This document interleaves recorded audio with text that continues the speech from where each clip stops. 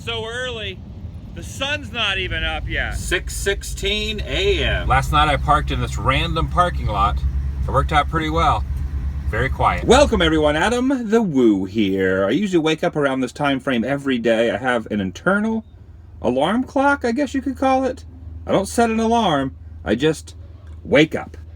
It's my second channel, daily vlog channel. It's time for coffee. The Daily Woo. This also gives me the chance to tap into a little Wi-Fi and get some work done before the sun comes up. I do a few things like change the default picture and make the most current video the one that's on display, and also leave some comments on some videos. Most McDonald's have remodeled and they have removed all of their power outlets. They don't want you hanging out too long. And with that, the sun is now rising, and where I slept last night was right next to that building. Just a tad bit of morning fog, but as the day progresses, the sun, I'm sure, will burn all that away. But before that happens, I think maybe I should fly the drone up in the air and just get a few shots of the morning ambiance, a little bit of the fog, a little bit of the Louisiana swamps and the trees and the skyline and the clouds, you know, just a little bit of everything, just as the day begins. You know it's a good start to the day when the dew on the ground completely soaks your shoes. That straight ahead there is the one and only Lake Charles. Not too many people out on the beach this morning though. And just a few feet off the shoreline happens to be a gator pond. They have put up this protective netting for all the beachgoers, but wedged between here and the freeway are real live alligators. In fact, there's a couple of them just huddled together there. Little teeny ones. Sometimes it's very difficult to tell what is a crocodile and what is a stick. You know the funny thing? Big the Foot does not believe in alligators.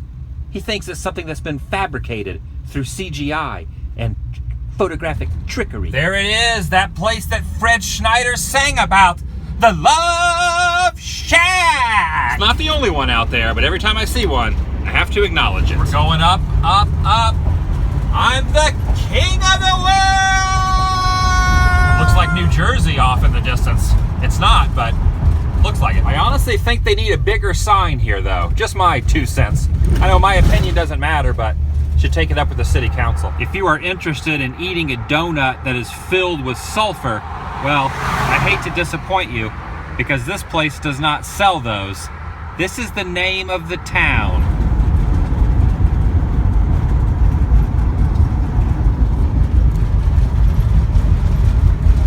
That is a very colorful set of pipes. Was not expecting to see that out here in the middle of nowhere. A weathered mural of the American flag on the side of this U-Haul Rentals building. At one point it was a gas station. You could see where the gas pumps used to be. And then I'm guessing it became a vacuum cleaner place. Kirby Vacuums Hoover brand? Is that what that says? At one point it was even popular enough to have 5 different vending machines for the local paper, the Baymont Enterprise. Or maybe it's Beaumont Enterprise. And right here across the railroad tracks is this huge grain elevator called the Vinton Co-op Dryer Incorporated.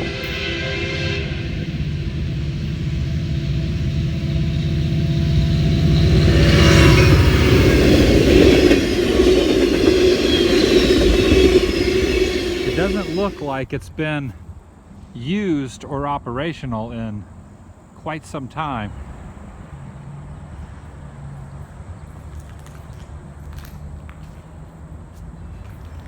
In fact, looks to be as if there was a fire that tore through here. Kind of curious what's behind this door. A stairwell that leads to the top. Sealed up pretty good. In fact, someone has welded it shut. But it is accessible to walk through the very middle of this massive structure. Prior to the door being sealed off, it looks like some people got up there and spray painted their names. I'm gonna take the drone up in the air. That's kind of what the Majestic was created for, to get a bird's eye view of places like this. Majestic structures that you can't normally see when it has been sealed off to the general public, we can get a cloud's eye view. Do clouds have eyes? If they did, they would be looking at this. By crossing this waterway, we are now leaving Louisiana and entering the great state of Texas. Hitchcock would be proud. Texas is a big state, and I have some very big plans for the. I almost fell just then. Pretty exciting. Got myself a little road map of all the nooks and crannies of this wonderful state, and the Don't Mess with Texas logo, I always thought that meant don't mess with anyone from Texas, but in reality it was a campaign started 30 years ago to keep littering down to a minimum. I don't know if I've ever seen street lights like that before. They look like dinosaur necks. Look off on the distance there. That bridge is insane. That thing is no joke. We have a detour here. I think we're going over the other bridge. It's got a huge tarp over it. We're doing some work on it right now. And I am very, very high up in the air right now.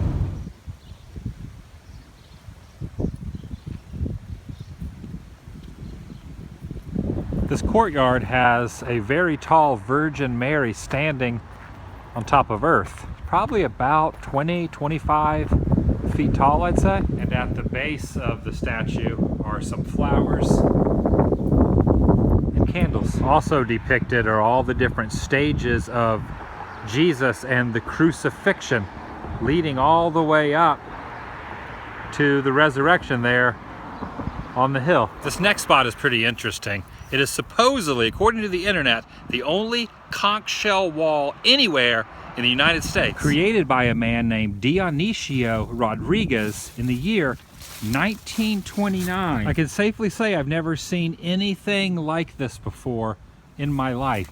These are shells, and you can see the date stamp there. He also made a couple other notable structures not involving shells, one in Arkansas and one in Memphis, Tennessee. You can see the electrical box just mounted right there inside the entryway, which leads to a now abandoned apartment complex. The name of this little town is Port Arthur, Texas. I think their water tower is supposed to be a golf ball, maybe, possibly, could be. Curious to see what's inside the Museum of the Gulf Coast. This camera is called a Corona Panoramic View. That's old school. Imagine vlogging on one of those. That's a top section of a lighthouse.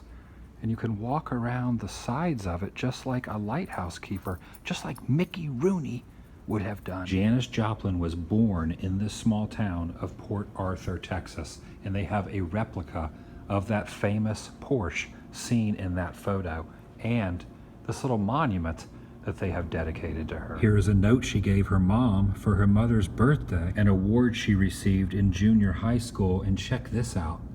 That's her right there in the yearbook. And she drew this photo of one of her friends when he received his draft notice.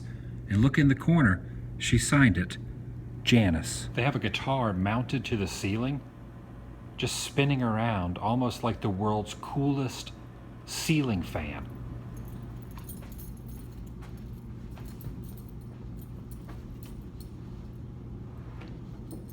It's too heavy to play, but imagine the music you can make with that thing. Right here along Proctor Street at 4048 used to stand the house that the Joplins lived in when Janis was born. The picket fence still remains a sign, if you will, of simpler times. And you can almost imagine a very excited mother leaving the homestead, going down to the local hospital and giving birth to a music legend. The family lived here for about 4 or 5 years before moving on to another residence, and this was the entryway to their home.